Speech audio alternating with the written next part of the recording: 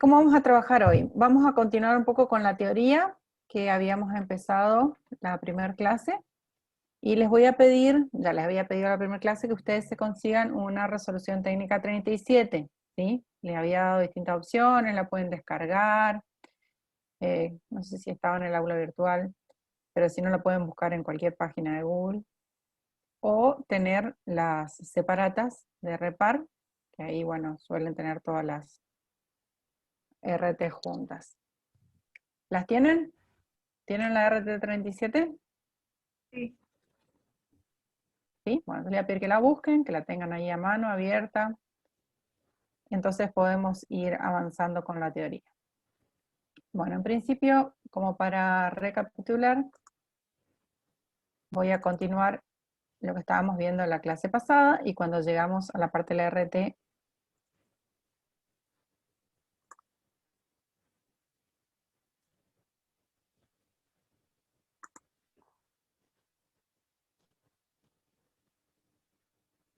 bien,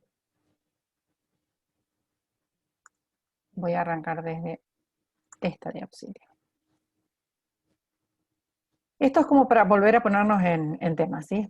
Ya la habíamos visto, ¿sí? Que el objetivo de los estados contables, o sea, el objetivo es que los estados contables reflejen la realidad de la empresa, y que sean confeccionados y preparados de acuerdo a las normas contables. Las características controladas son las transacciones y el patrimonio neto, ¿sí? Que están expresados dentro de los estados contables, y lo que vamos a controlar son cada una de estas afirmaciones. ¿Se acuerdan? La afirmación de existencia, de propiedad, de integridad, de evaluación y de exposición. ¿Recuerdan que habíamos hablado de este tema? Acá viene la parte que yo pregunto y ustedes contestan. ¿Se acuerdan cómo trabajábamos? Sí, profe. Bien. ¿Quién me puede decir de qué se trataba el objetivo de existencia? La existencia era que el bien esté realmente en la empresa, digamos. Como por ejemplo hablamos de mercadería, que el auditor constate de que en el depósito está esa mercadería. Que existe, ¿sí? Que Claro, que existe. existe. Entonces, una de las pruebas de auditoría que vemos en este caso para saber si existe, pues una mercadería, un bien de uso, una computadora, un aire acondicionado, cualquier cosa así, para verificar que existe, nosotros vamos a hacer una inspección ocular, ¿sí? Entonces vamos y vemos que existe. Ok. El objetivo de propiedad. A ver, algún otro compañero. Que sea de propiedad de la empresa. Bien, O Daniela. sea, que se pueda corroborar a través de algún registro, por ejemplo, un auto que tenga el certificado, papeles del automotor o algo así. Bien. El requisito de propiedad lo podemos verificar con la documentación de respaldo, ¿sí? Depende del tipo de bien, ¿sí? Puede ser la cédula verde, en el caso de un automotor, puede ser el registro de propiedad inmueble, en el caso de los inmuebles, ¿sí? Pero en el caso de un bien de uso, como puede ser una computadora, podemos ver una factura de compra, ¿sí? O sea, documentación de respaldo o la inscripción en los registros en el caso de que sean bienes registrables. Integridad, ¿quién me puede mencionar? Que la información tiene que ser completa, por ejemplo. Completa. Hola. Hola, si te escucho un poco Sí. cortado. Bueno, De nuevo. sí, que la información tiene que estar completa. Yo entendí algo así. Bien, más que la información es que todo lo registrado es, digamos, que está registrada todas las operaciones correspondientes a una determinada cuenta o rubro, ¿sí? De que no existan omisiones. Es decir, si por ejemplo hablamos de la cuenta ventas, por ejemplo, ¿sí? Vamos a decir que la cuenta ventas está íntegramente contabilizada si no existen ventas omitidas, ¿sí?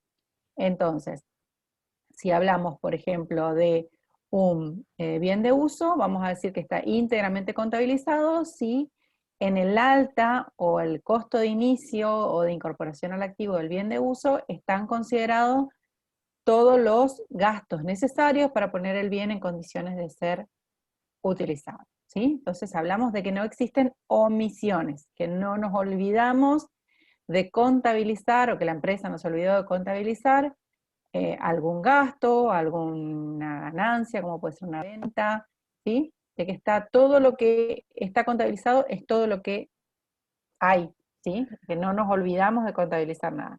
Bueno, en este caso, como procedimientos de auditoría para el objetivo de integridad, nosotros también vamos a tener procedimientos típicos de auditoría. Uno de ellos, que más adelante lo vamos a ver más en profundidad, se llama corte de documentación. El corte de documentación es uno de los procedimientos típicos de auditoría específicos para este principio de integridad. Porque el corte de documentación lo que hace es determinar con respecto a la documentación propia de la empresa, ¿sí?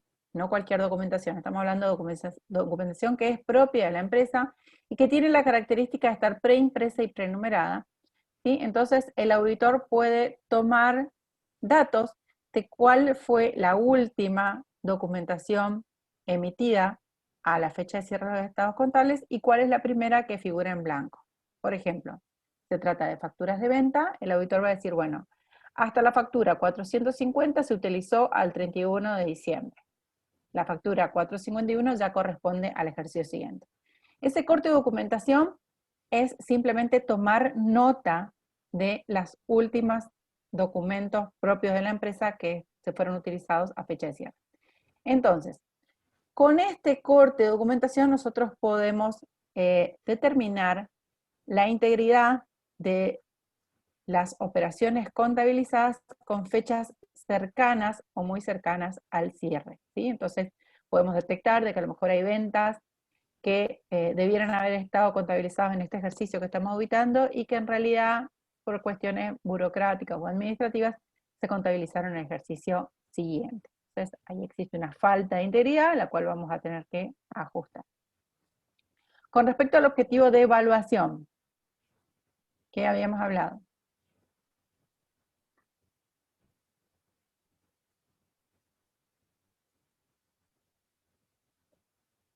Evaluación. Puede Que ser, todo profe, esté que evaluado de acuerdo a las normas contables. Bien, siempre que hablamos de evaluación, lo mismo que exposición, tiene que estar que la empresa, digamos, haya evaluado y haya expuesto de acuerdo a las normas contables vigentes a la fecha de cierre de los estados contables, ¿sí? Cuando hablamos de evaluación, la norma general es a valores corrientes. Y cuando hablamos de exposición, la RT 8 y 9 tiene todos los requisitos de exposición para los estados contables. Bien, vamos a continuar un poco más con esto. Dice, el sensor o sistema de medición es la contabilidad, ¿sí? La contabilidad es el sistema que nosotros vamos a auditar, cuya salida son los estados contables. O sea, el sistema que estamos auditando es la contabilidad que demuestra, digamos, todo lo que fue efectuando durante el ejercicio como salida en los estados contables, que incluyen transacciones del ejercicio, todas las transacciones de compra, de ventas, de gastos, ¿sí? Y también incluye el patrimonio del ente, lo que nos queda al cierre, indicando que son, tanto las transacciones como el patrimonio, son los que existen, que son de propiedad de la empresa, que no existen omisiones, fíjense que estamos repasando las 5 afirmaciones, que las transacciones y el patrimonio existen, ¿sí? Existencia, que son de propiedad de la empresa, propiedad, que no existen omisiones, integridad, y que están adecuadamente evaluados y expuestos.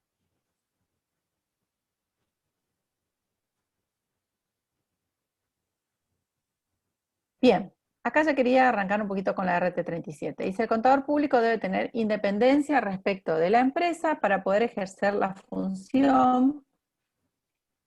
Compara la existencia, propiedad, integridad de las transacciones y el patrimonio con la realidad. Hablamos acá de una nueva expresión que quiero que ustedes vayan entendiendo, que es esta de independencia, ¿sí? Independencia respecto de la empresa. Ya vamos a verlo un poquito mejor en la RT37.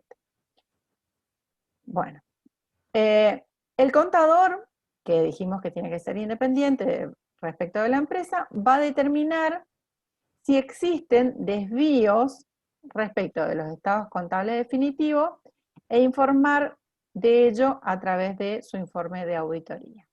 Bien, hablamos acá de estados contables definitivos. ¿Por qué pusimos esta palabrita definitivos? Porque cuando nosotros comenzamos la auditoría nos dan un juego de estados contables, o sea, nosotros tenemos los estados contables ya preparados por la empresa, pero esos estados contables todavía van a estar sujetos a modificaciones, que son los asientos de ajuste que nosotros le vamos a proponer a la empresa para corregir los saldos en función a el proceso de auditoría. Una vez que nosotros presentamos estos asientos de ajuste a la empresa es la que va a tomar la decisión de aceptar o no aceptar esos asientos de ajuste y corregir o no corregir los estados contables. Y luego, cuando ya está, digamos, terminado ese proceso, va a imprimir un nuevo juego de estados contables definitivos. En función a esos estados contables definitivos, nosotros vamos a hacer el informe de auditoría. Si esos estados contables definitivos incluyeron todos los ajustes de auditoría que nosotros le propusimos a la empresa y los saldos quedaron correctamente evaluados y expuestos según la auditoría realizada por nosotros, entonces el informe de auditoría va a ser limpio o favorable. Si la empresa no corrigió, ¿sí? Si no tomó en cuenta nuestros ajustes de estados contables, entonces puede ser que tengamos salvedades o que lleguemos a un informe adverso. Bien. Las normas de auditoría. ¿Qué son las normas de auditoría?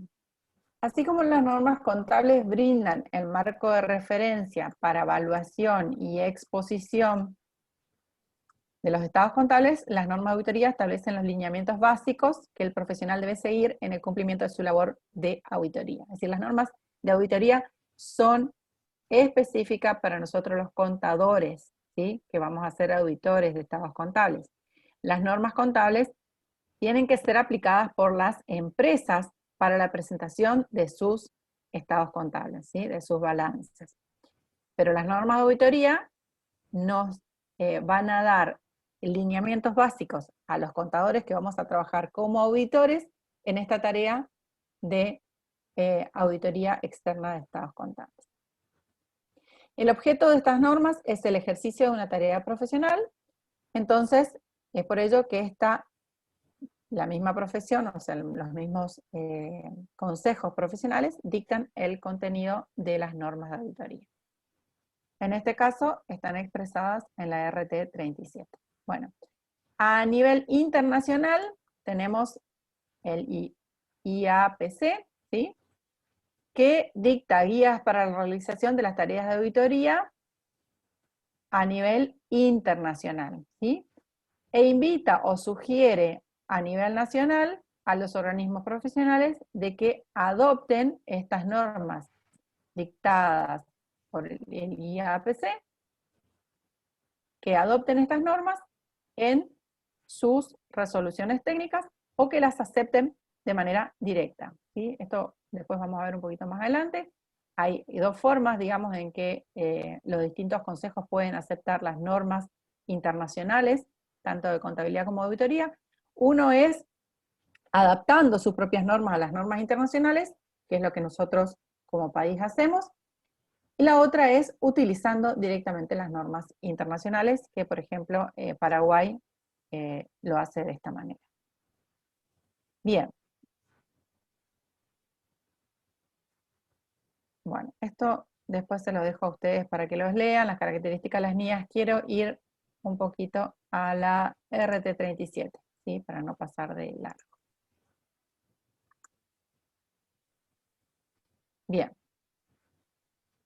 Bueno, esta es la resolución técnica 37, que es la resolución que va a dictar las normas de auditoría. Esta es la básica, ¿sí? Normas de auditoría, de revisión y otros encargos de aseguramiento, certificación y servicios relacionados.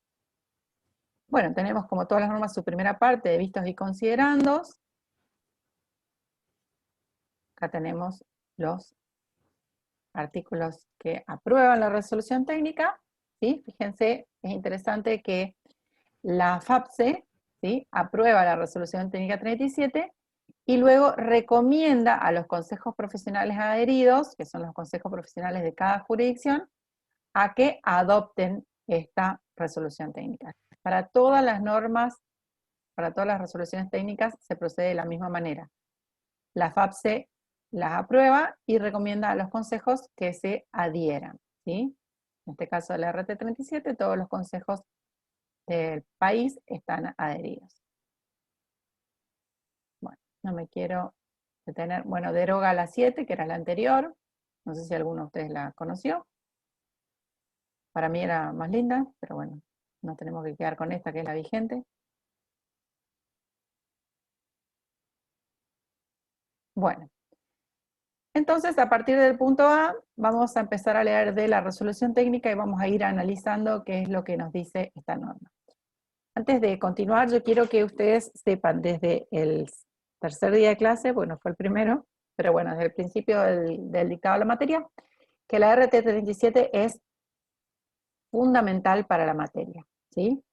Siempre les digo a los chicos cuando están rindiendo al final, si no saben la RT37 directamente no se presenten, ¿sí? Porque es como no saber el ABC, ¿sí? Entonces, este es nuestro ABC. La RT37 es la bibliografía obligatoria. Bien. El propósito de la resolución técnica dice que todas las normas incluidas en esta resolución técnica van a abarcar las normas de auditoría externa de estados contables, que es la que nosotros vemos en esta materia, ¿sí? Y otra información contable, las normas sobre encargos de revisión de estados contables de periodos intermedios, las normas sobre otros encargos de aseguramiento, ¿sí?, diferentes encargos de auditoría y revisión de estados contables, normas sobre certificaciones y las normas sobre servicios relacionados. Bueno, de todas estas normas nosotros vamos a ver esta. Esta es la que a nosotros nos importa para esta materia. Las otras tienen que ver con otros servicios que nos pueden pedir nuestros clientes, como por ejemplo una certificación de ingreso, una certificación de gasto, un análisis de estados contables de periodos intermedios, ¿sí? Esos son otros encargos que nos pueden pedir los clientes, pero en esta materia vamos a hacer hincapié solamente en auditoría externa de estados contables. Bueno, estas normas, dice, regulan la condición básica para el ejercicio de la auditoría. Y acá quiero empezar a marcarles, ¿sí? Me gustaría que ustedes pudieran hacer lo mismo, ya sea en la computadora o si lo tienen escrito lo puedan ir poniendo un resaltador, ¿sí?, para saber que esto es importante. Bueno, la condición básica para el ejercicio de la auditoría. Vamos a leerla un poquito más adelante, pero estamos hablando de que las RT regulan esa condición básica para el ejercicio de la auditoría, regulan también la revisión de los estados contables de periodos intermedios, regulan otros encargos de aseguramiento, certificaciones, servicios, ¿sí?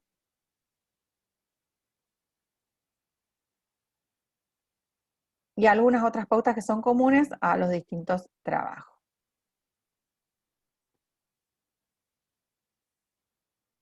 Bueno, me voy a adelantar para llegar justamente a esta, dijimos, marcamos acá, condición básica para el ejercicio de la auditoría. ¿Y dónde va a estar esa condición básica para el ejercicio de auditoría? Tenemos, en el punto 2 dice normas comunes a servicio de auditoría, o sea, entra auditoría de estados contables, pero también entran otros trabajos como revisión, otros encargos, certificaciones, ¿sí? Para todos ellos, la condición básica para el ejercicio profesional, ¿sí?, es la independencia. Esa es la condición básica para el ejercicio profesional. Si hacemos hincapié en la auditoría externa de estados contables, la condición básica para el ejercicio de la auditoría externa de estados contables es la independencia. Si bien la norma nos va a hablar ahora de lo que es falta de independencia, o sea, va a definir la independencia de criterio cuando falta la independencia, ¿sí? O sea, va por la negativa para explicar cuándo falta la independencia, para decir cuándo el auditor va a tener independencia de criterio.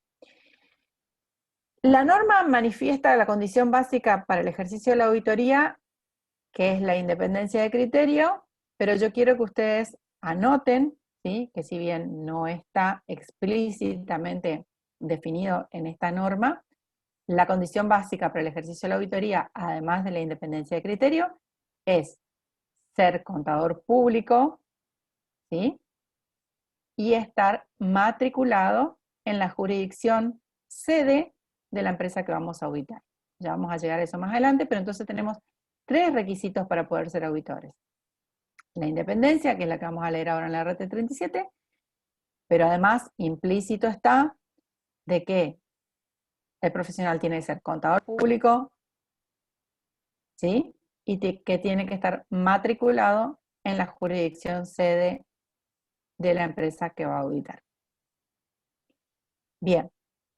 Independencia, entonces, dice, el contador público debe tener independencia con relación al ente, o sea, ¿con relación a qué es la independencia? Al ente al que se refiere la información objeto del encargo. En este caso, al ente que vamos a auditar, ¿sí? Al ente que es titular de los estados contables que vamos a auditar. Tiene que tener independencia con relación al ente. ¿Cuándo existe falta de independencia? El contador no es independiente en los siguientes casos. Y ahí va a empezar a enumerar. Entonces, nosotros vamos a empezar a marcar. ¿Cuándo existe falta de independencia? Primer punto, cuando estuviera en relación de dependencia. Vamos a marcar ya con otro colorcito. ¿Sí? Cuando estuviera en relación de dependencia. ¿Qué es la relación de dependencia?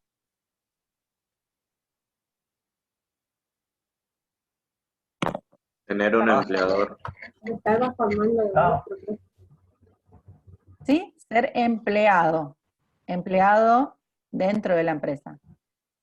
Si el contador es empleado de la empresa, ¿sí? Si existe relación de dependencia, entonces no puede ser auditor.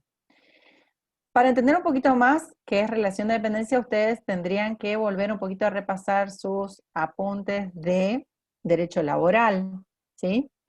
Y entender cuándo existe relación de dependencia, más allá de que existen ciertas situaciones en que pueda existir un empleado que quizás no está en blanco y por lo tanto aparentemente no existe relación de dependencia, pero si por ejemplo cumple horarios, trabaja dentro de la empresa, entonces existe una relación de dependencia aunque esté encubierta, ¿sí? Entonces esta situación también tenemos que tener cuidado porque si nosotros somos profesionales independientes, no tenemos que tener ningún tipo de relación de dependencia en la empresa, ¿sí? Entonces, cuando existiera relación de dependencia respecto al ente, cuya información objeto del encargo, ¿sí? O, fíjense que la relación de dependencia es con el ente o con otros entes que estuvieran vinculados, ¿sí?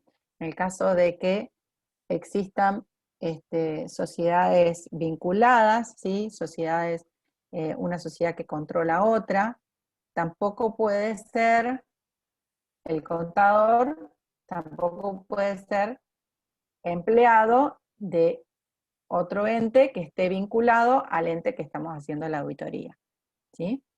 Supónganse un ejemplo, la empresa que estamos auditando, XX, Sociedad Anónima, ¿sí? Tiene acciones BPP de la empresa ZZ Sociedad Anónima. Y el auditor, en este caso, que quiere ser, el contador que quiere ser auditor, es empleado de ZZ. Tampoco puede, por más de que la auditoría es del ente XX, tampoco puede ser auditor porque está en relación de dependencia de una empresa que está vinculada con la que vamos a auditar.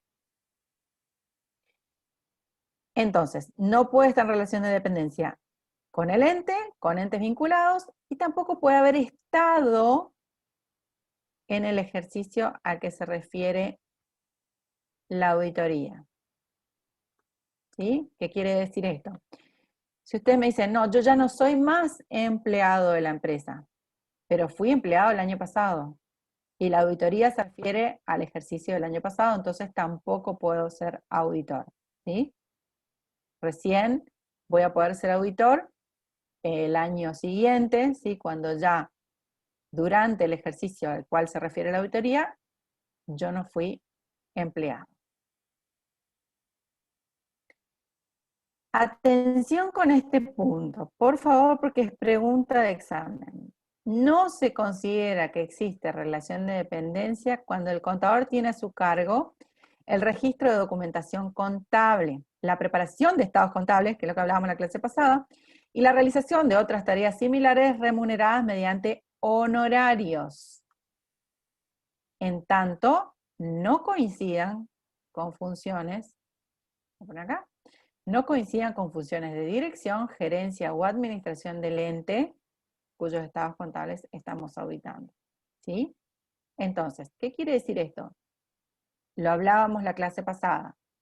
Si yo soy el contador de la empresa, tengo mi estudio contable y cobro mediante honorarios, todos los meses les llevo la liquidación de sueldo, los impuestos, y preparo los estados contables al cierre del ejercicio, sí puedo ser auditor de esta empresa porque no se considera relación de dependencia, siempre y cuando no tenga funciones dentro de la empresa, en la dirección, en la gerencia o en la administración.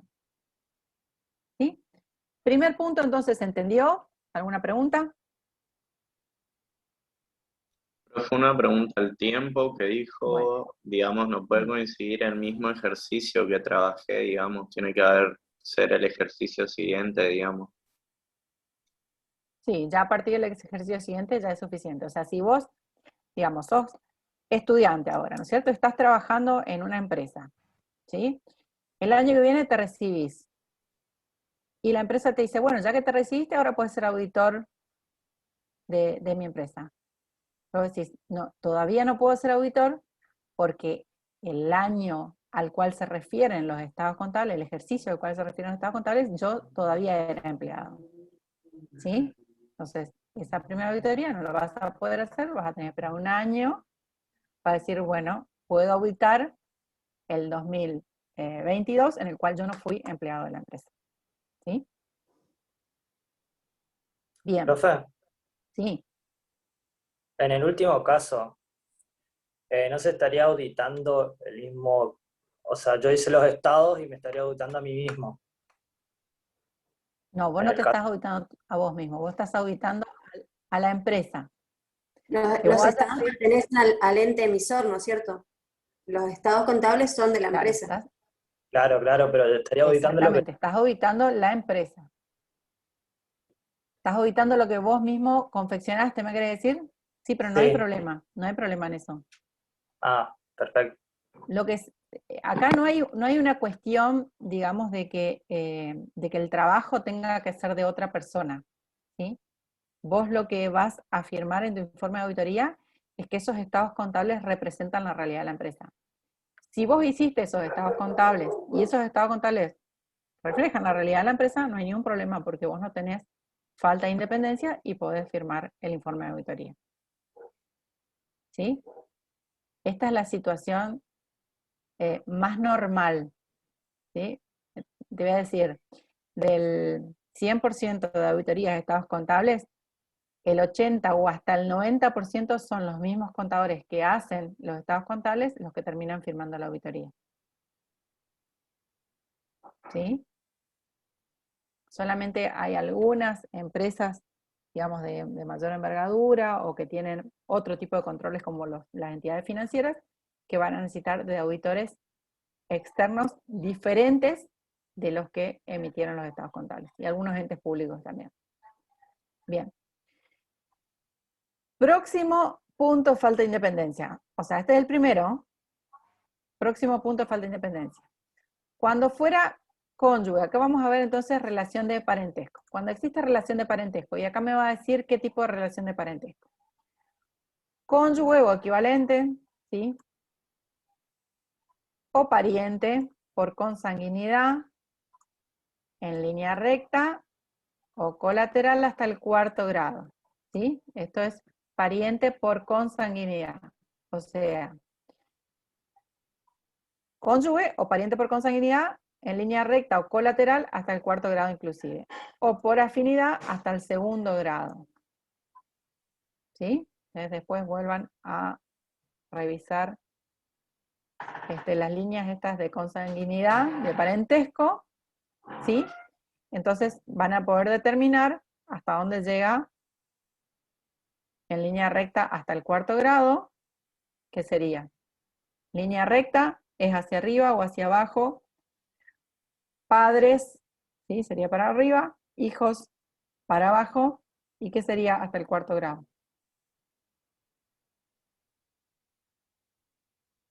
Bisabuelo por ahí. Como el bisabuelo por ahí. Bisabuelo, ¿no es cierto? Y colateral, estamos hablando de hermanos, primos, ¿sí? Hasta el 2º grado, o sea, hasta primos, ¿sí? No pueden ser parientes, ahora vamos a ver de quién. O sea, en definitiva, dijimos las reglas de consanguinidad, no pueden ser parientes, ¿de quién? ¿De quién no pueden ser parientes? De los propietarios de la empresa, de los directores de la empresa, de los gerentes generales o administradores del ente, ¿sí? Cuya información es objeto de auditoría.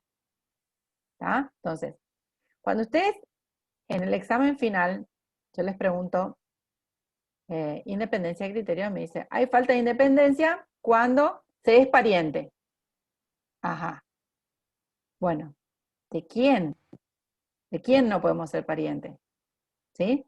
¿Yo puedo ser pariente de un empleado de la empresa? Sí puedo ser pariente de un empleado de la empresa. No puedo ser pariente de los propietarios, de los accionistas, de los directores, de los gerentes, ¿sí? De los administradores del ente. Pero sí puedo ser pariente en cualquier grado de cualquier otro empleado de la empresa. ¿Sí? ¿Se entendió? Sí, bueno.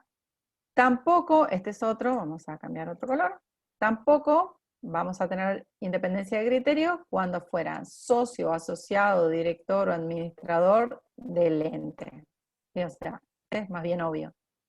El socio, asociado, director o administrador del ente, cuya información es objeto del encargo, o sea, objeto de la auditoría, o de los entes vinculados, siempre tenemos en cuenta los entes vinculados, o lo hubiese sido en el ejercicio al que se refiere la información, ¿sí? Lo mismo que habíamos hablado de relación de dependencia, ¿sí? Es decir, yo ya no soy más socio, pero fui socio durante el ejercicio que estamos auditando, entonces todavía no puedo ser auditor. Fíjense la salvedad. Esta es una salvedad a este punto 3. No existe falta de independencia cuando el contador fuera socio o asociado. Fíjense que dice, cuando fuera socio o asociado, no puede ser. Pero en este caso, cuando fuera socio o asociado, ¿de quién? De entidades civiles sin fines de lucro. ¿Sí? Cuando se trata de entidades civiles sin fines de lucro, no existe falta de independencia. O sea, yo puedo ser socio, por ejemplo, de un club, ¿sí? Y ser el auditor. Porque el club está como entidad civil sin fines de lucro. ¿Sí? Clubes, fundaciones, mutuales, etc. También de sociedades cooperativas, ¿sí? O sea, el miembro socio de una cooperativa puede ser el auditor, porque no existe falta de independencia cuando se trate de este tipo de sociedades. Entonces, entidades civiles sin fines de lucro o sociedades cooperativas no rige este punto número 3, o es una excepción a esta regla. Existe falta de independencia cuando tuviera intereses significativos. Intereses significativos en el ente, ¿sí? O en entes vinculados, o los hubiera estado durante el ejercicio al que se refiere la información, ¿sí? Se viene repitiendo esta situación todas las veces. Cuando existan intereses significativos. ¿Cuándo existen intereses significativos?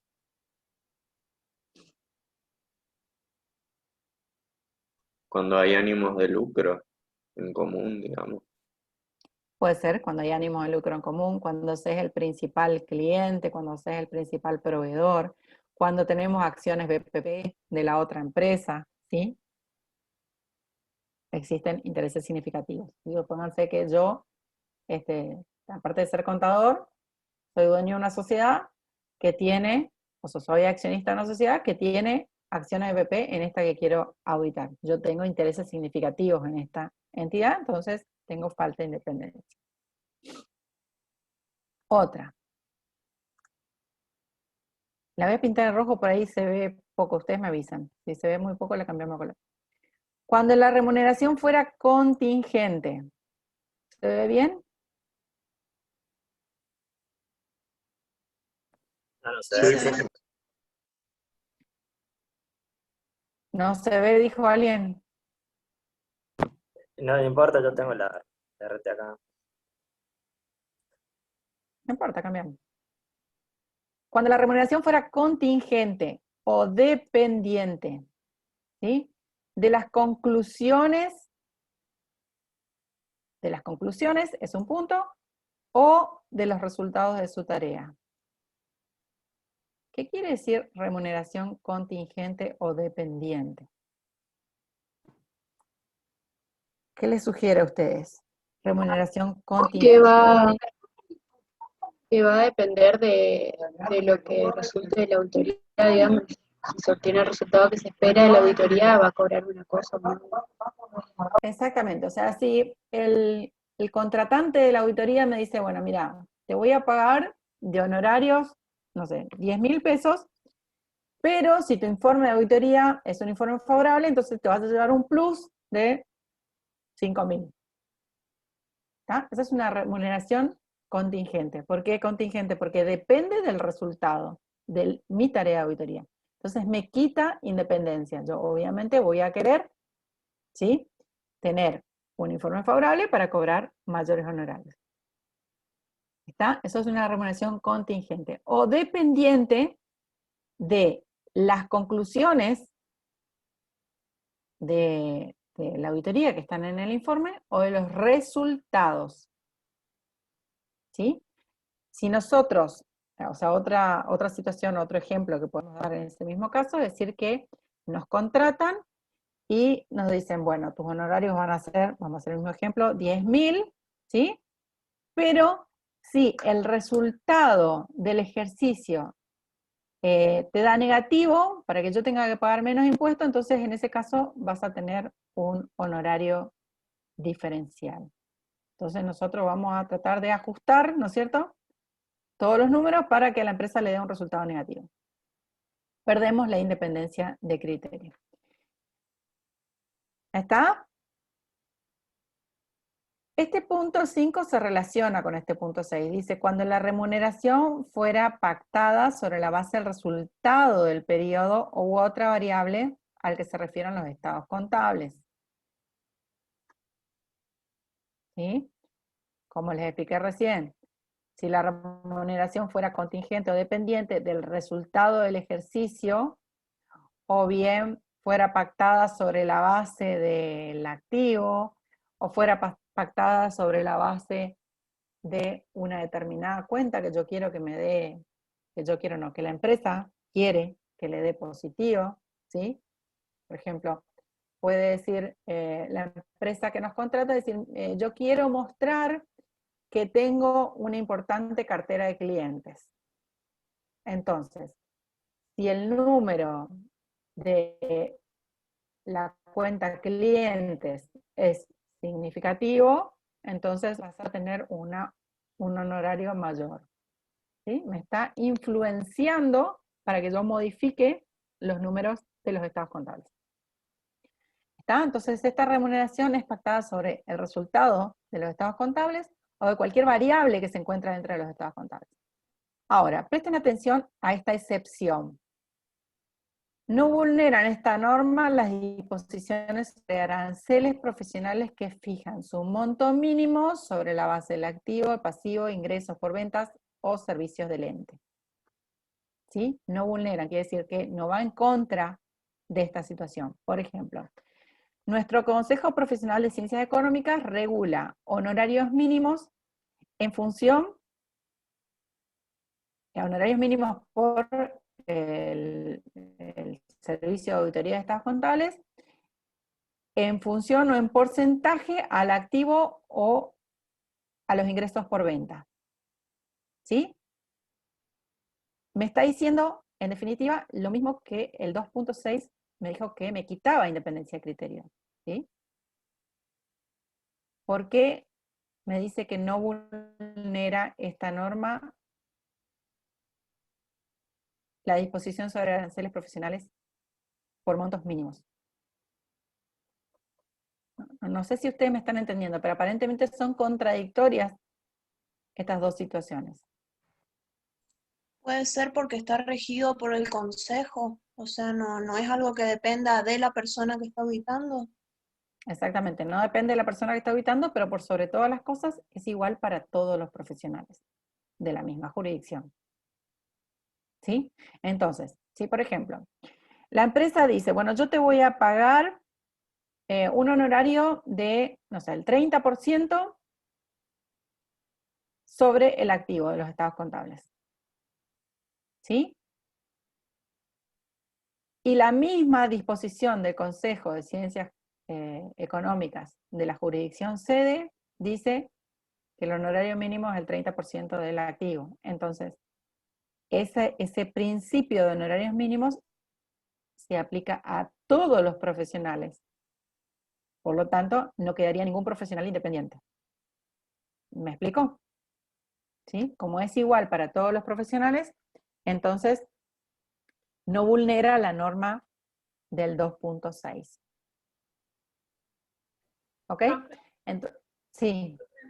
Pero hoy en día no se, o sea, la empresa no le paga al contador en mano, sino que deposita en el consejo y el consejo le paga al contador, es así, ¿no es cierto? ¿O estoy equivocada? Cuando es un estado contable. Sí, no. Nuestro consejo tiene ese servicio, digamos, a los matriculados, pero más allá de quién, a ver, el profesional fija su remuneración, ¿sí? El consejo profesional determina lo mínimo. El profesional puede decir, yo voy a cobrar por encima porque es mayor el trabajo, porque, no sé, por la experiencia que tengo. El profesional fija su honorario. ¿Tá? Lo que se asegura el consejo es que cobre por lo menos el mínimo. Claro. Entonces, hace este cobro indirecto. Cobra o se deposita a la cuenta del consejo y el consejo deposita a la cuenta del contador. Pero no es en todos los consejos que sucede así. Es el nuestro y hace un par de años nomás que está vigente. Okay. Bien. 2.6 entonces, 2.5 y 2.6 si quieren lo pueden como juntar en un solo punto, remuneración contingente o dependiente de las conclusiones de la tarea o pactada sobre la base de resultados del periodo o de otra variable de los estados contables. ¿Sí? Por eso las pinté las dos como que están relacionadas. Vinculación económica. ¿Cuándo habíamos hablado de vinculación económica? Me pasé. Acá, intereses significativos. ¿Sí? Este punto de vinculación económica nos explica lo que se está refiriendo la norma cuando habla de intereses significativos o cuando habla de entes económicamente vinculados. ¿Sí? Lo vimos acá, los entes que estuvieran vinculados, lo vimos en la relación de dependencia, ¿sí? Entes que estuvieran económicamente vinculados. Bueno, no me acuerdo en qué otra, pero eran 3. Acá. Este me faltó pintar. O dice de los entes económicamente vinculados. ¿Sí? Bien. Entonces, a continuación nos refiere la norma a qué se entiende por vinculación económica. Se entiende por entes, que pueden ser personas o entidades, o grupo de entidades, económicamente vinculados a aquellos que, a pesar de ser jurídicamente independientes, reúnen alguna de las siguientes condiciones. Cuando tuvieran vinculación significativa de capitales, o cuando tuvieran en general los mismos directores, socios o accionistas. Cuando se trata de entes que por sus especiales vínculos debieran ser considerados como especiales vínculos que los consideren una organización económicamente única. ¿Sí? Entonces, vinculación significativa de capitales, esto es cuando existe control o influencia significativa, que vimos en acciones BPP. Cuando tuvieran en general los mismos directores, socios o accionistas, ¿sí? A veces son empresas que no están vinculadas por el capital, pero sí por la dirigencia, están vinculadas, o sea que tenemos lo que se denomina un grupo económico. O cuando por sus especiales vínculos debieran ser considerados como organizaciones económicas únicas.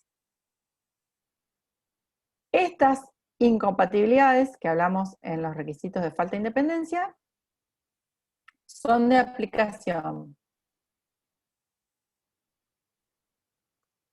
tanto para el contador que emite su informe como para todos los integrantes del equipo de trabajo que interviene en ese encargo.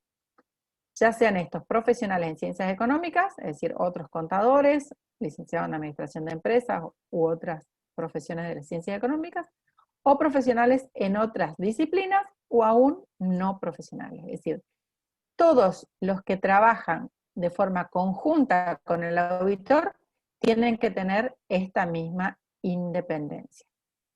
¿Sí? En el caso de sociedades de profesionales, si tenemos un estudio contable, por ejemplo, las incompatibilidades se extienden a todos los socios o asociados al contador que va a emitir el informe de auditoría. ¿Sí? Supónganse de que yo tengo una sociedad con otra contadora y esa contadora es socia de una sociedad XX. ¿Sí? Entonces, yo no puedo ser auditora de esa sociedad XX porque tengo una sociedad profesional con esa contadora que es a su vez socia de la sociedad. ¿Sí? Entonces, este es el alcance de las incompatibilidades de independencia de criterio. Es tanto para el contador, para todos los integrantes del equipo que trabajen en esa auditoría, ya sean otros contadores o profesionales en otras disciplinas, o aún los no profesionales, ¿sí? Supónganse de que ustedes son estudiantes y puedan estar haciendo una pasantía con un profesional que está trabajando en una auditoría. La incompatibilidad los alcanza a ustedes también. ¿Sí? ¿Se entendió esto del alcance de las incompatibilidades? Sí, profe.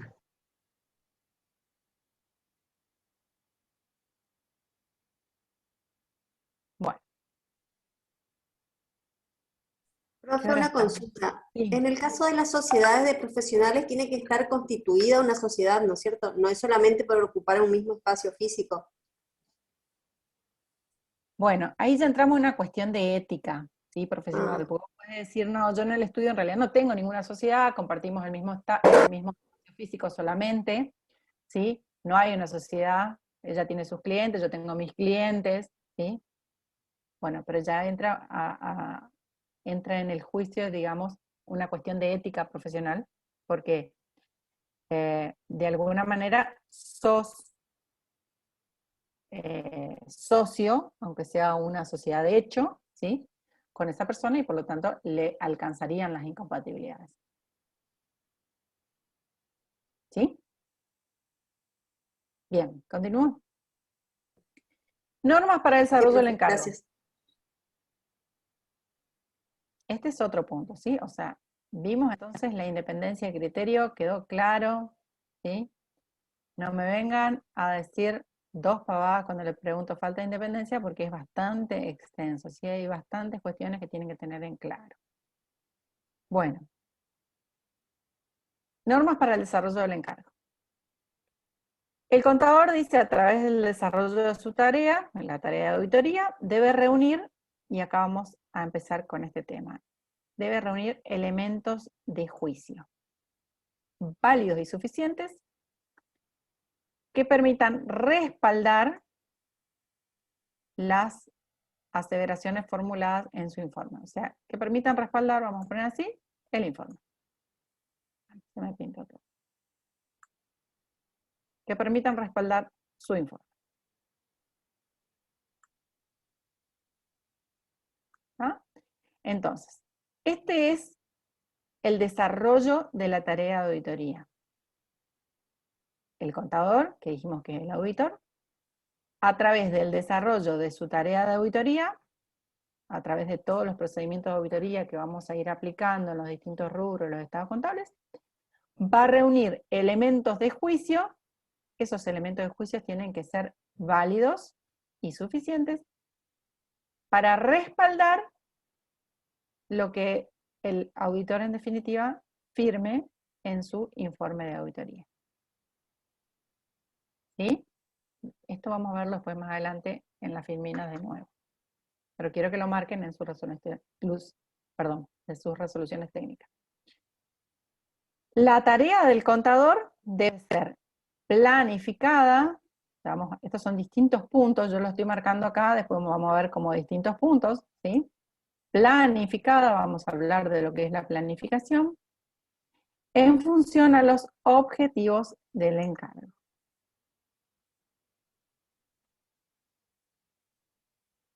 Vamos a ver otra cuestión más adelante, que son, dice, el contador debe documentar apropiadamente su trabajo profesional en papeles de trabajo, ¿sí? Este es otro punto que vamos a ver, los papeles de trabajo. Los programas de trabajo escritos con la indicación de su cumplimiento y los elementos de juicio válidos y suficientes reunidos por el contador en el desarrollo de su tarea constituyen el conjunto de sus papeles de trabajo, ¿sí? Entonces nosotros cuando hablamos de papeles de trabajo vamos a hablar de un conjunto de papeles que van desde el inicio, que es la indicación de la tarea a realizar, los elementos de juicio obtenidos, y todo el desarrollo de la tarea va a quedar respaldado por papeles de trabajo. ¿Sí? Bueno, ¿qué son los papeles de trabajo? ¿Qué consideran ustedes, así a primera idea, que pueden llegar a ser los papeles de trabajo del auditor?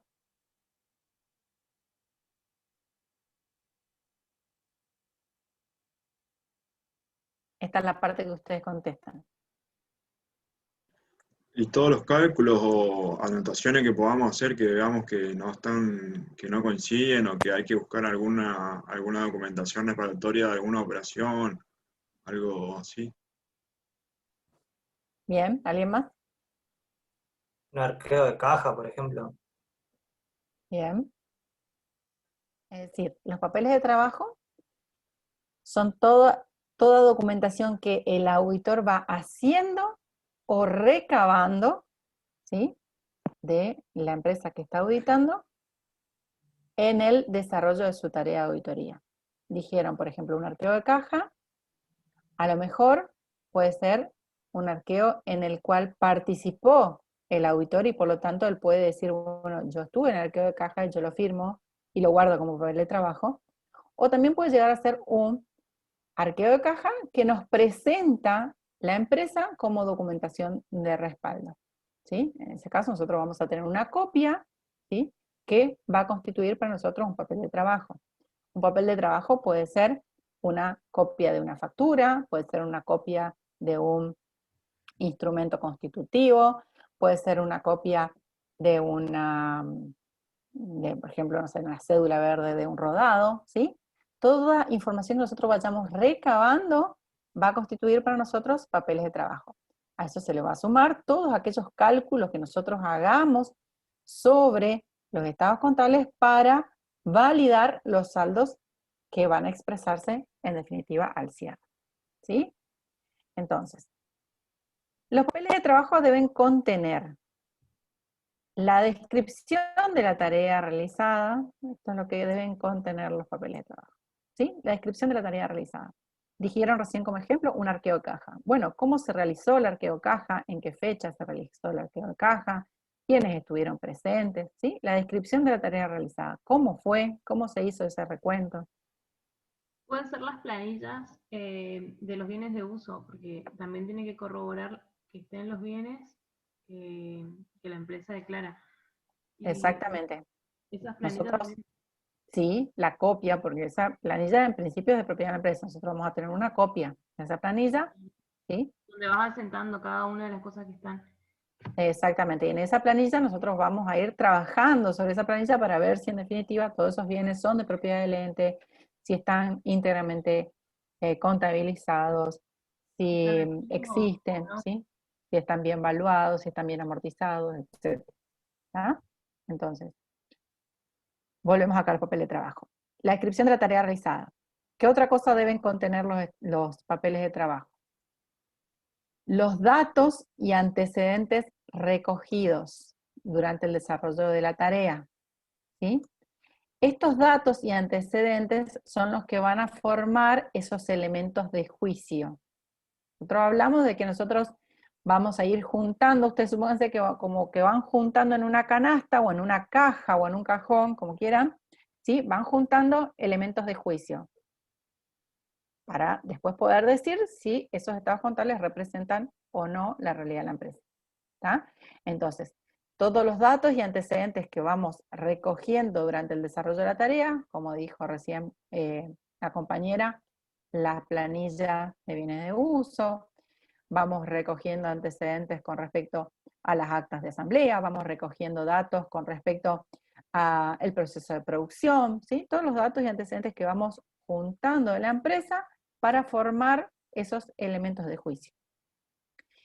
Ya se trate de aquellos que el contador hubiera preparado o de los que hubiera recibido de terceros, ¿sí? Y cuando hablamos acá de terceros, nos referimos a la misma empresa, ¿sí? Para nosotros es un tercero, ¿sí? O bien terceros ajenos a la empresa, como puede ser una circularización de deudores por venta, ¿sí? Si yo hago una circularización a deudores por venta, las respuestas de los deudores por venta constituyen un papel de trabajo emitido o recibido, en nuestro caso, de terceros, ¿sí? Entonces, estos papeles de trabajo pueden ser aquellos que el contador hubiera preparado, ¿sí? Que son mis propias apuntes, anotaciones, recálculos, asientos de ajustes, ¿sí? Son los que yo preparo. Y también los que recibí de terceros, como pueden ser copias, ¿sí? Como dijimos, de facturas, de documentación de respaldo, respuestas de circularizaciones, un resumen bancario, ¿sí? Distintos tipos de documentos que voy recibiendo. ¿Qué van a contener los papeles de trabajo? La conclusión particular o general con respecto al tema que estamos auditando, ¿sí? Por ejemplo, le dije recién un resumen bancario, ¿sí? Yo tomo un resumen bancario al cierre de la empresa y me sirve para validar los saldos de banco al cierre, ¿sí? Entonces, en ese papel de trabajo, o en ese grupo de papeles de trabajo, respecto al saldo definitivo al cierre, yo voy a anotar, ¿sí? A qué conclusión particular o general llegué con respecto a ese papel de trabajo, ¿sí? Supónganse, un caso que les dije, de un resumen bancario al cierre, yo voy a anotar si ese saldo del cierre coincide o no coincide con el mayor de banco, si existe una conciliación bancaria, cuáles fueron las partidas conciliatorias que quedaron al cierre. Esas van a ser mis anotaciones, mis conclusiones, que las anoto en el momento que estoy realizando la tarea, para luego no tener que volver a analizar todo de nuevo cuando haya terminado la auditoría. ¿Sí? Bien, entonces, ¿qué tienen que contener? La descripción de la tarea realizada, los datos y antecedentes recogidos en el desarrollo de la tarea, y las conclusiones particulares y generales. El contador debe conservar el plazo de conservación de los papeles de trabajo en un soporte adecuado y por el plazo que fijen las normas legales o por 10 años, ¿sí? El que fuera mayor. El que fijen las normas legales o 10 años, el que fuera mayor, ¿sí? Tenemos una norma legal específica, como por ejemplo las normas que se aplican a las entidades financieras, debemos conservar los papeles de trabajo por un plazo mayor. Si las normas legales no dicen nada o son por un periodo menor, tenemos que conservarlo por 10 años. Bueno, ¿qué es lo que tenemos que conservar? En un soporte adecuado, ¿sí? Es decir, hoy día podemos tenerlo en una computadora y además en el papel físico, ¿sí? ¿Qué es lo que debemos conservar? Los papeles de trabajo que recién mencionamos, y además debemos adjuntar a esos papeles de trabajo una copia del informe emitido y una copia de los estados contables. Entonces, cuando yo termino mi trabajo de auditoría, tengo que guardar, ¿sí? En una carpeta, en una caja, en un bibliorato, como quieran, los papeles de trabajo obtenidos durante el desarrollo de la tarea, junto con la copia del informe emitido y la copia de los estados contables objeto de auditoría. Esta copia de los estados contables tiene que estar firmada por un representante legal del ente, ¿sí? Si no, no tiene validez. ¿Ah? Por lo general, lo que hacemos los contadores es quedarnos con un juego. Ustedes saben que los estados contables se hacen por un mínimo de 5 juegos. 4 le entregamos a la empresa y nosotros como auditores nos quedamos con un juego. Ese juego tiene la copia de los estados contables, tiene la copia del informe de auditoría y está firmado por los representantes legales del ente. Además está autentificada la firma en el Consejo Profesional de Ciencias Económicas. Entonces guardamos, junto con los papeles de trabajo, una copia de un juego de estados contables. Denme un segundito.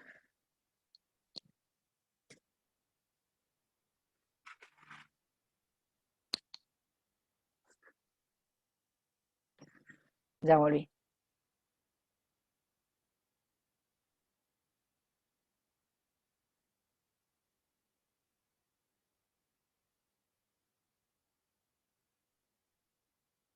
Bueno.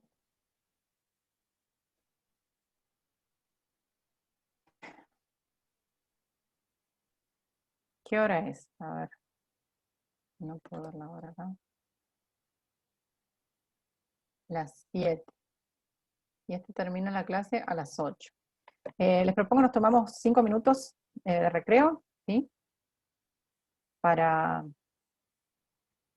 descansar un poquito la vista y yo me voy a preparar un mate y seguimos en 5 minutos. No hace falta que se desconecten del Zoom, podemos quedarnos acá, silencien sus micrófonos y si quieren apagar sus cámaras un ratito y son 7:08 tengo yo, a las 7:15 nos reunimos de nuevo. ¿Les parece?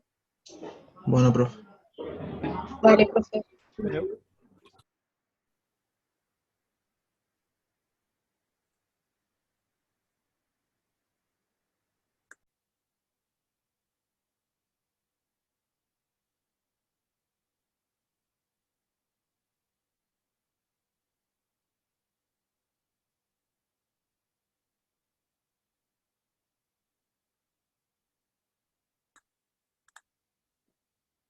Bueno, regresamos.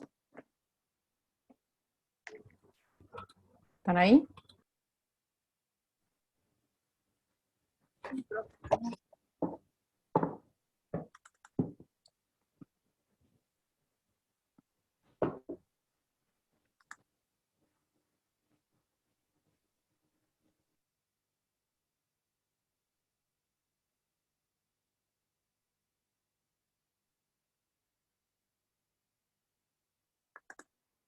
Volvemos, hay varios que están todavía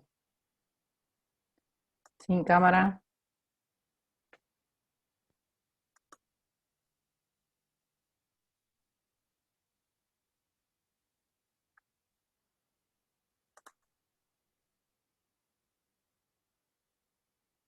Me interesa la participación de todos, ¿pueden activar sus cámaras, por favor?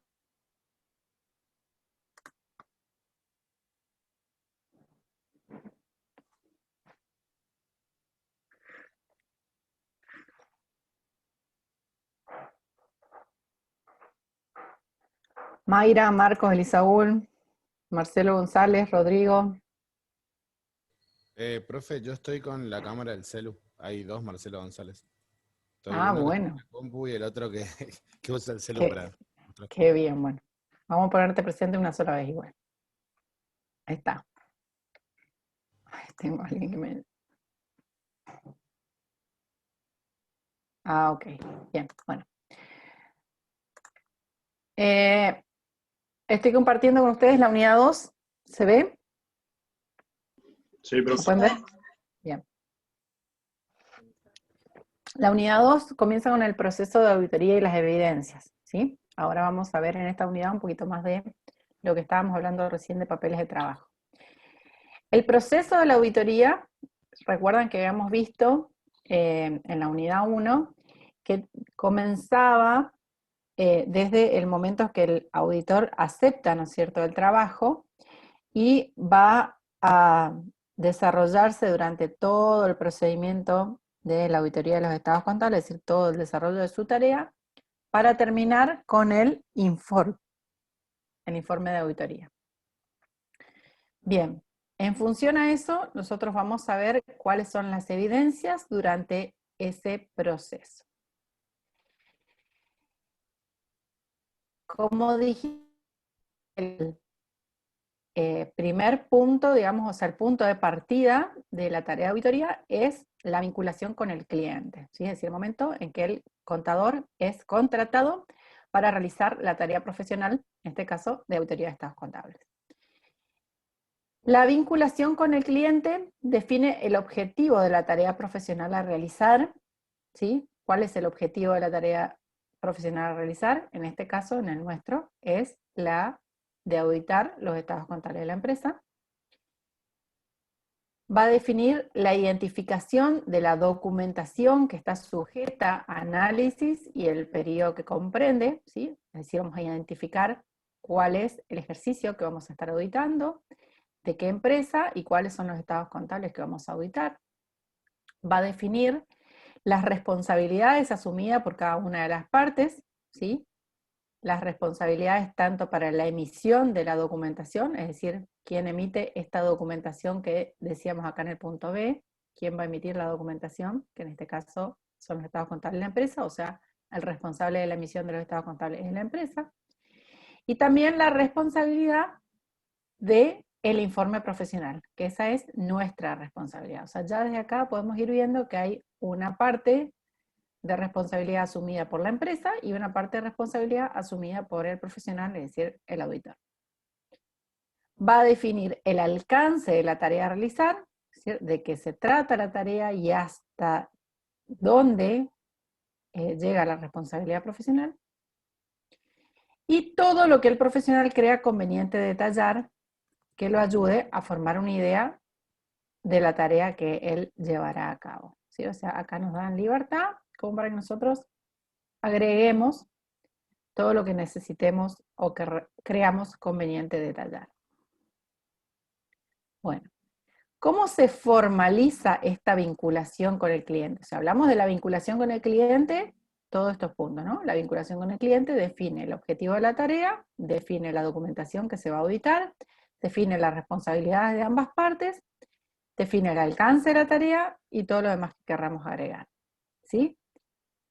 ¿Cómo se formaliza esta vinculación con el cliente? Por medio de una carta que se denomina carta convenio, o también pueden ver en alguna bibliografía como carta compromiso. Carta convenio o carta compromiso. Bueno, esta carta convenio compromiso tiene un párrafo introductorio, ¿sí? A ver, yo les voy a definir estas características, pero vale aclarar de antemano que no existe un formato definido de carta convenio o compromiso. Como por ejemplo, ustedes van a decir, bueno, el estado de situación patrimonial está definido en la resolución técnica 8 y 9, ¿sí? La carta convenio no tiene un modelo definido, pero es de incumbencia profesional entender qué contenido tiene que tener esta carta de convenio para asegurarnos el cumplimiento de la tarea y después del cobro de los honorarios, ¿no? No tener problemas de responsabilidad con la empresa. Entonces hablamos de que la carta convenio tiene un párrafo introductorio, que el objetivo de la auditoría de los estados contables, ¿sí? Lo vamos a detallar en esa carta convenio. que vamos a identificar los estados contables que están sujetos a análisis y la fecha de cierre de esos estados contables, ¿sí? O sea, lo que vamos a decir en este párrafo introductorio, cuáles son esos estados contables que vamos a auditar, de qué empresa, de qué periodo, si vamos a auditar todos los estados contables, es decir, el juego de los 4 estados contables básicos más todas sus notas anexos, ¿sí? En esta carta convenio vamos a definir o delimitar las responsabilidades de cada una de las partes, el alcance de la auditoría, ¿sí? Y las normas que regulan el ejercicio profesional, que en este caso es la RT37, los principales procedimientos de auditoría y la información necesaria. Estos principales procedimientos de auditoría están detallados también en la RT37, ¿sí? El efecto en las tareas de revisión de las situaciones observadas en años anteriores, en el caso de que corresponda, ¿sí? Esto es cuando tenemos auditorías sucesivas, es decir, yo fui el auditor del año pasado, entonces voy a ser auditor este año también, entonces ver qué efecto tiene mi tarea de auditoría en función a la revisión de situaciones ya observadas por mí, ¿sí? En años anteriores. Cambios en el alcance de la revisión ante situaciones macroeconómicas que afecten al sector.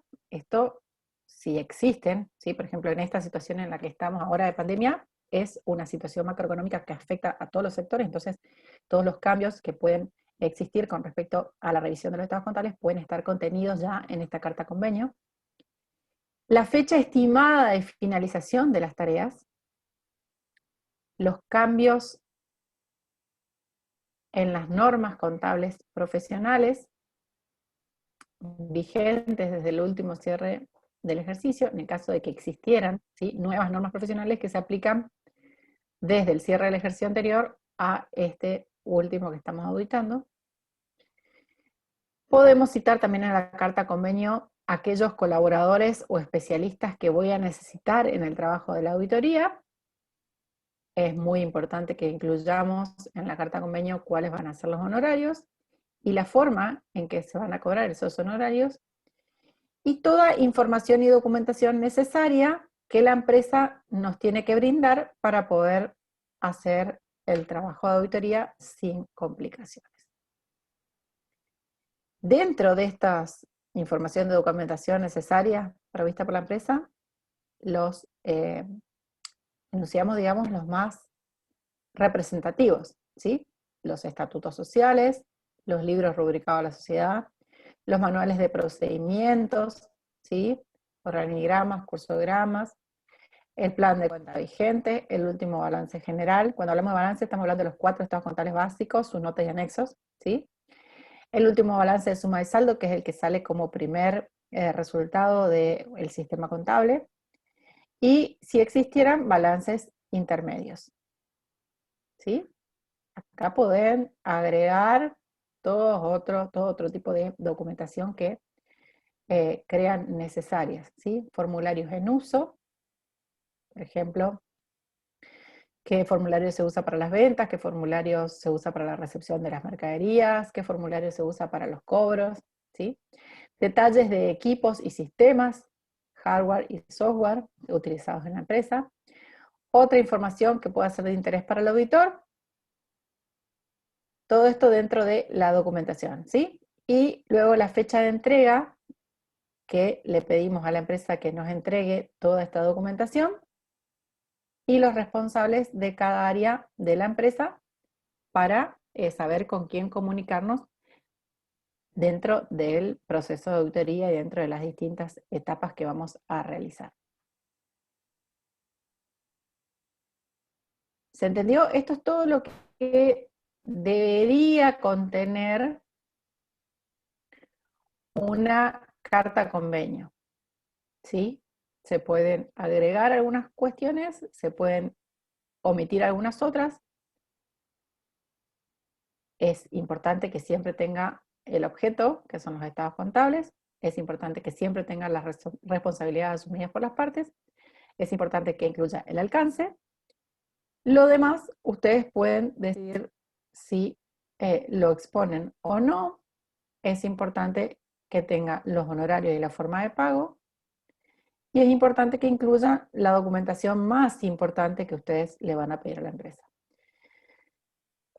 Con respecto a este tema de carta convenio, a ver, voy a dejar de compartir un ratito. Con respecto a este tema de carta convenio, nosotros tenemos en el aula virtual, que estoy abriendo un ratito si me esperan, un trabajo práctico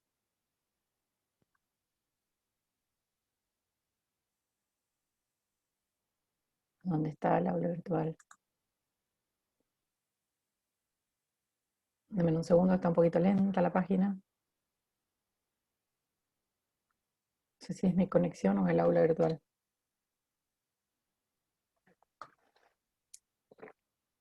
Bueno, no importa, después cuando me abra les muestro. Mientras tanto les cuento.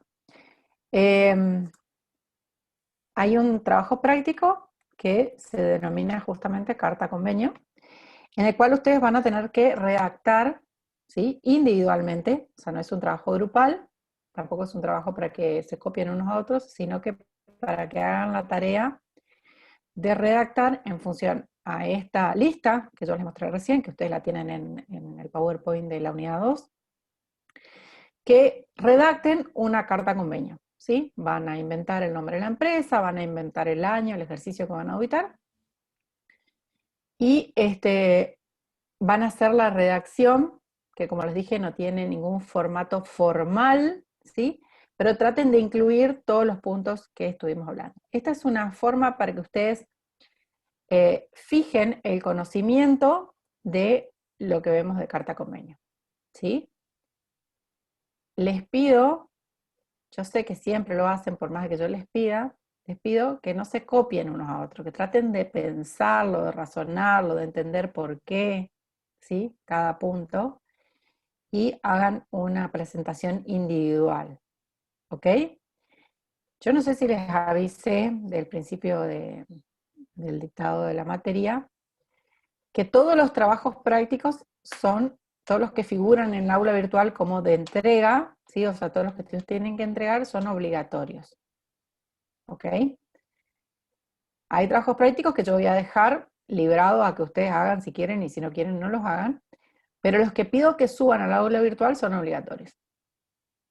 Entonces, ustedes para regularizar la materia tienen que aprobar los parciales de teoría y de práctica, y además tener aprobado,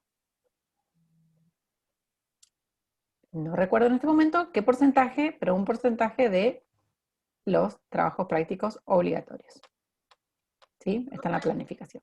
En Sí. el aula virtual está solamente el trabajo que hay que entregar ahora, no hay más trabajos prácticos, ¿no? Porque no los ven todavía, los tenemos ocultos, pero ya los vamos a empezar Pensé que no estaba a mostrar. Claro, no le mostramos todos juntos, porque si no dicen, no, esta materia es muy pesada, la hago el año que viene. Y desisten antes de empezar. Es para que no se asusten. Pero bueno, este trabajo, digamos, de carta convenio, una vez que ustedes hayan terminado con el otro, ¿sí?, cuando suban el trabajo práctico de estados contables, que es el primero, ahí le vamos a dar fecha, o ahí le va a aparecer en el calendario cuando tienen que subir el trabajo práctico de carta convenio. Pero si quieren ir redactándolo, como para que ahora lo tienen fresco, recién lo escucharon, ya lo pueden empezar a hacer. ¿Sí? Es un trabajo de redacción. El otro trabajo de hacer números, y este es un trabajo de escritura, ¿no? Entonces vamos viendo las dos partes. Bien, vuelvo a compartir acá. Quería mostrarles dónde estaba en el aula virtual, pero como bien dijo la compañera, ahora cuando aparezca lo van a ver. Bueno, las conclusiones de por qué realizamos esta carta convenio o compromiso, ¿sí? La actividad profesional se jerarquiza en la medida que los profesionales comuniquemos claramente en forma escrita a la comunidad de negocios los alcances, limitaciones y responsabilidades, requisitos y conclusiones de nuestra tarea, ¿sí?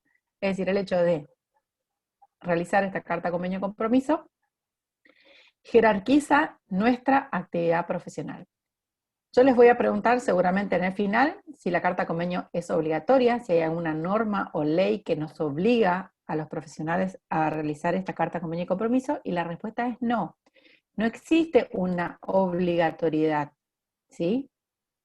Con respecto, o sea, no, la RT37 no nos obliga a los contadores, ni tampoco existe alguna otra ley que nos obligue a formalizar esta carta convenio, pero es necesaria para nosotros, nos va a servir como contrato, ¿sí?, profesional con la empresa o el ente a auditar, nos va a servir de respaldo por cualquier responsabilidad o falta de responsabilidad de las partes, y también nos va a servir para ejecutar, digamos, nuestro derecho de cobro de los honorarios originalmente pactados. ¿Sí? La explicación de los servicios por anticipado contribuye notablemente a mejorar la relación profesional-usuario, eliminando falsas expectativas o interpretaciones adecuadas. Bueno, entonces estos dos es el por qué sugerimos, aconsejamos que se realice la carta convenio, para que, ¿no es cierto?, ustedes el día de mañana cuando vayan a ser auditores de una empresa, lo hagan y sepan cuáles son los beneficios, digamos, de este primer contrato, esta firma, que obviamente la firma del contador, el profesional, y también pide a la empresa que lo firme. ¿Sí? Esa parte de la firma no lo agregamos, pero bueno, podemos agregarle acá al final, si quieren agregarle, después yo le agrego al original, la firma del profesional y la firma del responsable de la empresa. Bien. El próximo tema son los papeles de trabajo, que habíamos visto recientemente en la RT37, empezamos a hablar de los papeles de trabajo. Bueno, acá vamos a definir un poquito más.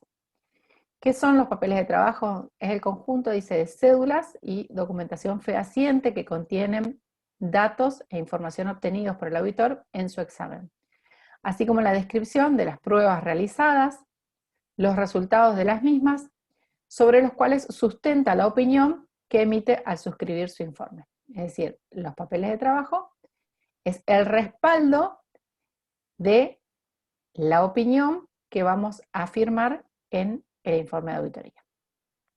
¿Sí? Yo quiero que les quede claro, es nuestro respaldo. El conjunto de papeles de trabajo es el respaldo de que hicimos esa auditoría, ¿sí?, y de que pudimos corroborar las afirmaciones que están contenidas en los estados contables que estamos avalando con nuestro informe. El objetivo de los papeles de trabajo es ayudar al auditor a garantizar en forma adecuada que una auditoría se hizo de acuerdo a las normas de auditoría generalmente aceptadas, de la RT37, y el legajo de auditoría está constituido por los papeles de trabajo que sustentan el respaldo de la auditoría y que deben ser archivados en legajos de manera que facilite su revisión y utilización. Cuando nos referimos al legajo de la auditoría, nos vamos a referir a archivos de papeles de trabajo. Dentro de los archivos de papeles de trabajo tenemos archivos de referencia permanente, ¿sí?, y archivos presentes. O sea, volvemos. Papeles de trabajo, se hacen un conjunto, digamos, de los papeles de trabajo en un legajo de auditoría. Ese legajo de auditoría tiene dos tipos de archivos. Uno son los archivos de referencia permanente y los otros son los archivos presentes. Los archivos de referencia permanente son papeles de trabajo de uso permanente. Esto es para las auditorías sucesivas, es decir, son los papeles de trabajo que vamos a recabar en nuestra primera auditoría, pero que nos van a servir si tenemos auditoría de la misma empresa en los años siguientes. Son los que contienen información que servirá para las auditorías posteriores. Tienen como objetivo reunir los datos de la naturaleza histórica o continua de la empresa. que contienen datos legales y societarios, o sea, que va a estar dentro de este archivo de referencia permanente, los datos que contienen, los papeles de trabajo que contienen datos legales y societarios, como el contrato de constitución o el estatuto, los títulos de propiedad de los distintos bienes de uso. Acá también podemos hablar de los registros, ¿sí? Que podemos tener registro de la propiedad inmueble, registro de propiedad automotor, actas de reuniones de directorios y asamblea, inscripción en organismos de control, en el caso de que la empresa tenga que estar inscrita en organismos de control. También forman parte de los archivos de referencia permanente los papeles de trabajo que contienen los datos descriptivos de la empresa con la cual vamos a trabajar. Por ejemplo, los que nos van a indicar cuáles son los principales productos que comercializa la empresa. Si tiene un marco regulatorio diferente, ¿sí? Por ejemplo, a una normativa especial, por ejemplo, si es una entidad financiera, si es una empresa de seguro, ¿sí? Tienen normativas diferenciales. ¿Cuáles son sus principales clientes y proveedores? La existencia de hechos que afecten la situación financiera o económica del ente, ¿sí? Como por ejemplo, un préstamo bancario que sea no corriente, es decir, que tenga más de un ejercicio de duración, puede estar dentro de este archivo de referencia permanente porque me va a servir para el ejercicio siguiente. Y los archivos presentes son los papeles de trabajo de la auditoría en curso. Incluyen los documentos de trabajo aplicables al año que se está auditando, al ejercicio que se está auditando. Acá vamos a tener los balances de saldo al cierre del ejercicio, el resumen de los ajustes propuestos por la auditoría,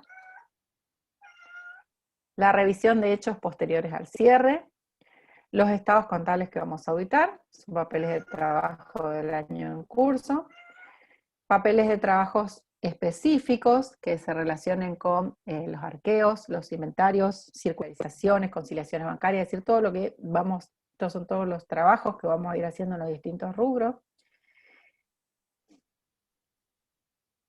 Y, como vimos anteriormente, todas las observaciones y conclusiones que obtengamos a través de la tarea de auditoría.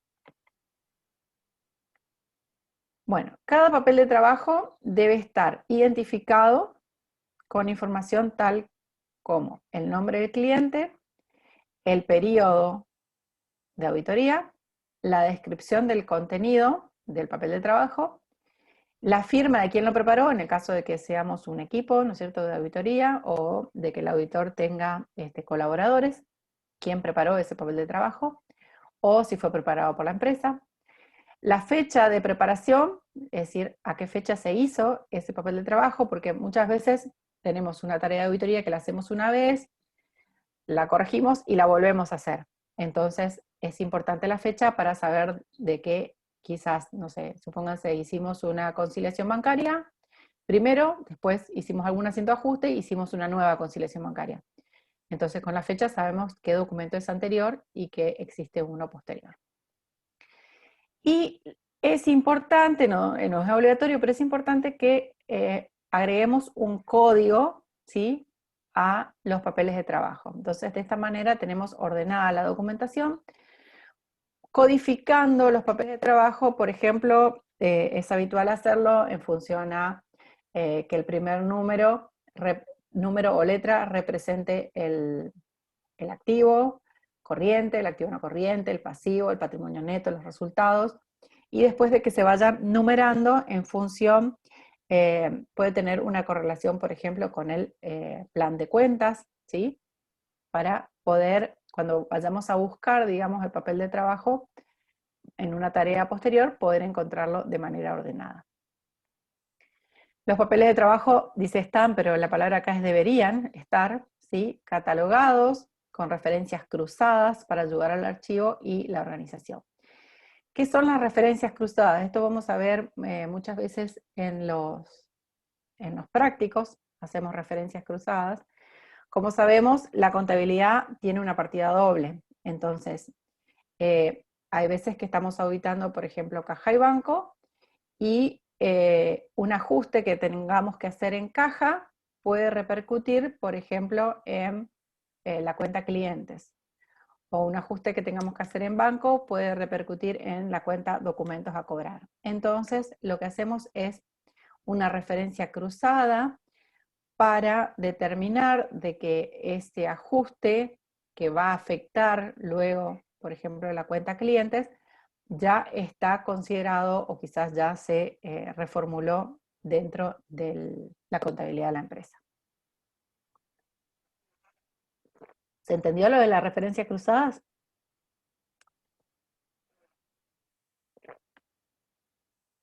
¿Alguien que me diga sí o no? No se entendió. ¿Puede repetir eso, profe? Lo de la referencia cruzada. Bueno, las referencias cruzadas tienen que ver, usted imagínense un asiento, ¿sí? Yo hago un asiento de ajuste, supónganse que tengo un faltante de caja, ¿sí? Hago el asiento de ajuste, faltante de caja a caja. Estoy tocando dos cuentas. Estoy ajustando la caja porque hice el arqueo y determiné que había un faltante, entonces estoy ajustando la caja. Pero a su vez estoy tocando una cuenta de resultados. Entonces, esto me va a afectar el estado de resultados. Entonces, yo hago una referencia cruzada en el papel de trabajo del arqueo de caja y en el papel de trabajo del asiento propuesto, para que yo en este momento estoy haciendo el arqueo de caja y estoy trabajando con el rubro caja, pero más adelante en mi tarea de auditoría voy a estar auditando los resultados de la empresa. Cuando esté auditando los resultados de la empresa, voy a ver que aparece un faltante de caja. Entonces, inmediatamente referencio ese faltante de caja con el ajuste propuesto cuando hicimos la auditoría del rubro caja de bancos. ¿Se entendió? Sí, profe, gracias. ¿Sí?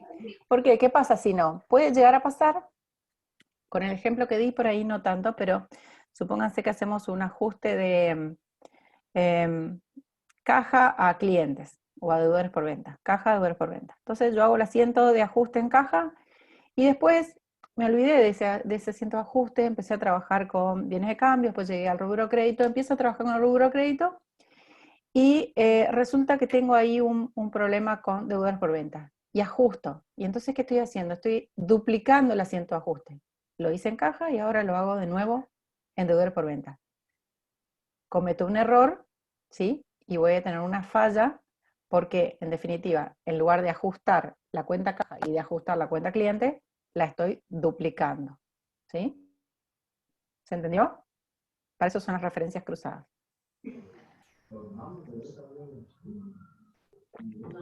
Bueno, los papeles de trabajo completos indican con claridad el trabajo de auditoría realizado. Federico, quedó abierto tu audio, me está haciendo ruido ahí al fondo. Perdón, profe. Contenidos de los papeles de trabajo. Cada papel de trabajo incluye suficiente información para cumplir los objetivos para los cuales fue diseñado. Bueno, este es importante, por eso lo puse en grande. ¿Sí? Propiedades de los papeles de trabajo son de propiedad del auditor. Confidencialidad. El auditor no debe revelar ninguna información confidencial que haya obtenido en el curso de la auditoría. Bueno, vamos a ver que esto no es tan así, porque la UIF, ¿ubican a la UIF? ¿Saben lo que es? Unidad ¿No? de Información Financiera. Ajá, la unidad de información financiera que tiene ahora a su cargo todo lo que es el lavado de activos, la detección del lavado de activos. Nos piden a nosotros los auditores de que en definitiva revelemos información. O sea que se fue al tacho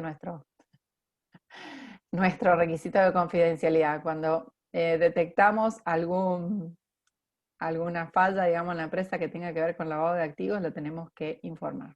Es responsabilidad del auditor. Bueno, más adelante vamos a hacer también un trabajo práctico con respecto a la UIF. Si el dictamen del auditor fuera objetado o refutado, el profesional puede recurrir y en algunos casos se ve obligado a presentar sus papeles de trabajo, tanto como prueba de buena fe, como de la corrección técnica de sus procedimientos para llegar a su dictamen. Bueno, hasta aquí llegamos.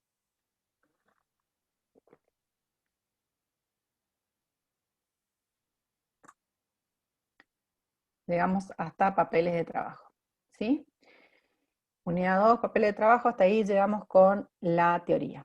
Bueno, la clase que viene, que es el martes que viene, vamos a continuar un poquito con la teoría y después vamos a hacer algunos ejercicios prácticos. Tienen entonces hasta mañana miércoles para presentar el trabajo de estados contables, y ya la clase que viene le vamos a dar fecha para presentar la carta convenio. ¿Alguna duda, consulta, pregunta con respecto a lo que dimos? Saben que las clases están siendo grabadas y subidas a un canal de YouTube. Pueden entrar muchas veces, entonces nos hacemos famosos y empezamos a cobrar los profesores.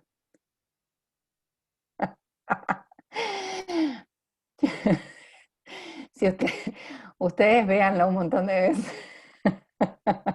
Profe, No. ¿en YouTube están cargadas las clases? ¿Eh? ¿En YouTube? Sí, en YouTube. Es ¿Y en el aula virtual. ¿Cómo busco en YouTube como En clase? el aula virtual ustedes van a encontrar el enlace, ¿sí? O sea, dentro del aula virtual está el enlace a las clases grabadas. Okay. Mi corazón, esa bebé preciosa. Yo ya participo en la clase también. Sí, va a ser una auditora desde jovencita. Bueno, entonces, en el aula virtual está el link para entrar a las clases grabadas y, no sé, Santi, ¿quedaron las del año pasado y las de este año están de alguna manera diferenciadas o cómo hicieron?